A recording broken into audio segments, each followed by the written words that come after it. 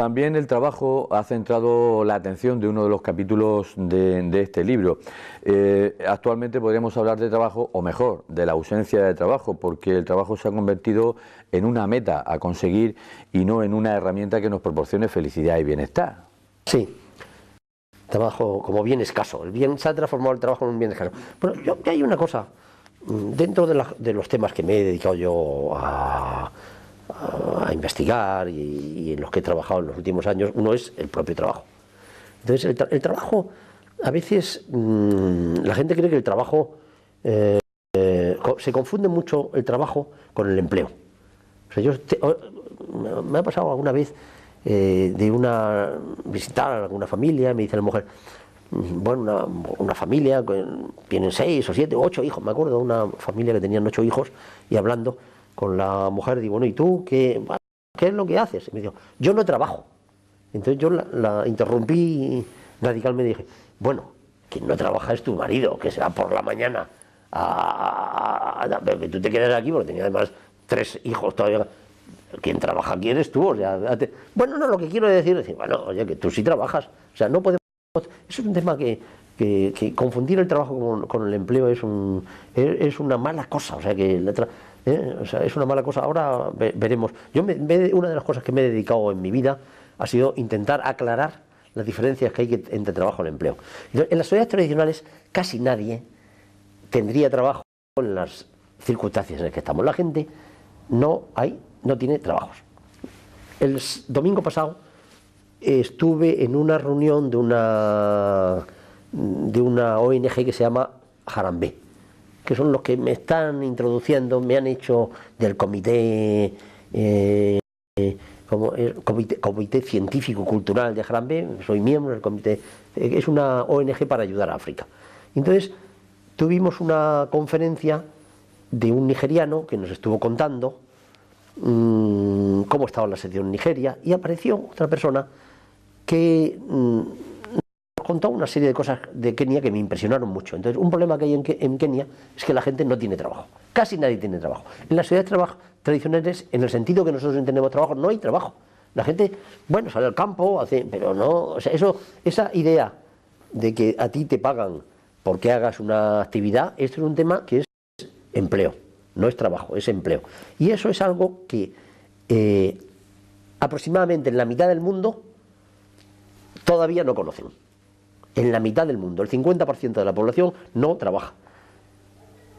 En ese sentido, no está empleada. Entonces, ¿qué ocurre? Que cuando un país se industrializa, uno de los primeros cambios que hay es que el trabajo empieza a ser un elemento fundamental, porque se emplea a la gente, aparece el salario como contraprestación, pero eso es una novedad increíble. O sea, los primeros trabajadores, cuando tú te encuentras en Inglaterra, que empiezan las primeras fábricas, lo que llaman ellos, se llama en términos técnicos, se suele llamar factory system, sistemas de factoría. La gente salía por la mañana al campo, tomaban las frutas, hacían lo que sea, te lo llevaban.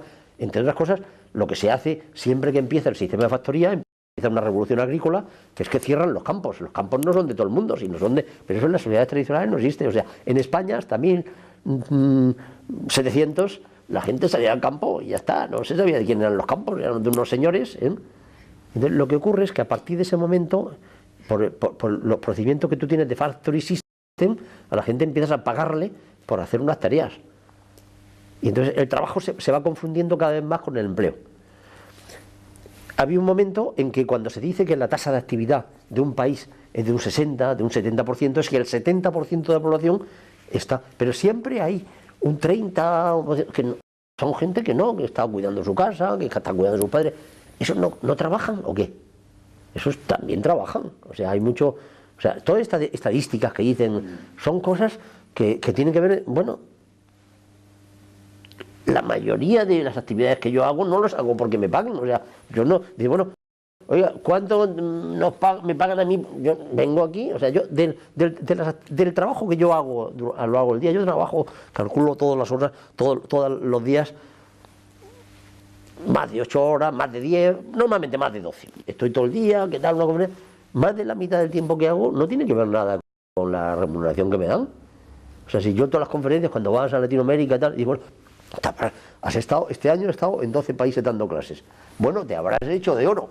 No, yo me conformo con que lo servido por lo pagado. O sea, voy allí, te pagan no sé qué, pero no me funcionas con esos esquemas. Este es un esquema capitalista. Hay un libro muy bonito de Tilly, es un profesor norteamericano que dio lugar en el primer año sabático que yo estuve en la Universidad de Stanford. Fui allí porque precisamente hay un señor que se llama Rifkin, que yo lo considero habitualmente un catamañanas, que había empezado a decir que en las nuevas sociedades no se iba a trabajar. Los incrementos de productividad eran tales que esta productividad iba a hacer que la gente no trabajaba. Y entonces yo me encontré un personaje, que es un libro de Tilly, y me fui a Norteamérica un año. Estuve en la Universidad de Stanford, en la biblioteca fundamentalmente, y al volver escribí un libro, y una parte del libro tiene que ver con el trabajo. Entonces Tilly dice que el trabajo, que la mitad de la población en el mundo, según ese esquema, no trabaja. Cuando hay mucha gente que está trabajando, que no tiene empleo, es lo que quieren decir. Y tienen que tener cuidado con lo que dicen. Segundo, que lo que significa trabajar es añadir valor. Y eso es lo que significa trabajar. Trabajar no es recibir dinero, sino es recibir valor. Y eso es lo que tú tienes que ver la manera de hacer. Y a mí me parece que lo que ha pasado en España, estamos en un momento, una situación de crisis que tiene que ver, bueno, tenemos un 22% de gente que no está trabajando. ¿Qué significa eso? Bueno, posiblemente no sea, o sea, si tú vas, ¿qué pasa? ¿Esta gente no está haciendo nada? Hay mucha gente que está haciendo muchas cosas, porque después el 20% más o menos del trabajo que hay en España es de los flujos económicos son dinero negro. Bueno, eso son gente que está trabajando, pero no lo dice porque le cobran. O sea que la realidad no es tan radical. Hombre, lo que sí está claro es que de pronto, por una serie de circunstancias, en España hemos entrado en crisis. ¿Cuáles son las circunstancias?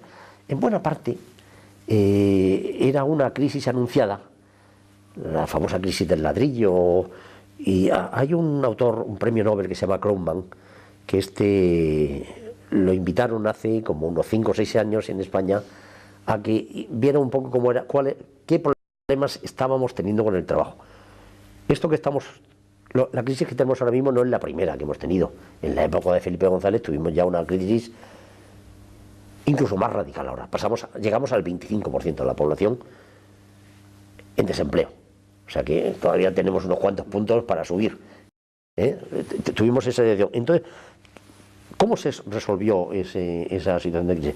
Bueno, hizo Felipe González una tras otra, hizo dos veces, hizo devaluaciones. Cuando tú devalúas, ¿qué es lo que ocurre? Cuando devalúas es que el dinero que tú tienes empieza a valer comparado con el de otros países, con el dólar concretamente. Si tú evalúas un 25%, que te has empobrecido un 25%. Entonces lo que pasa es que en la devaluación, en la medida que eso nos corresponde a todos, como a todo el mundo nos han quitado un 25%, no pasa nada. Krugman, cuando estuvo hace 4 años o 5 aquí en España, cuando dijo, ¿cómo está la situación española? Él afirmó, y yo lo creo en buena parte, que en España los salarios estaban sobrevalorados sobre un 20 o un 25%.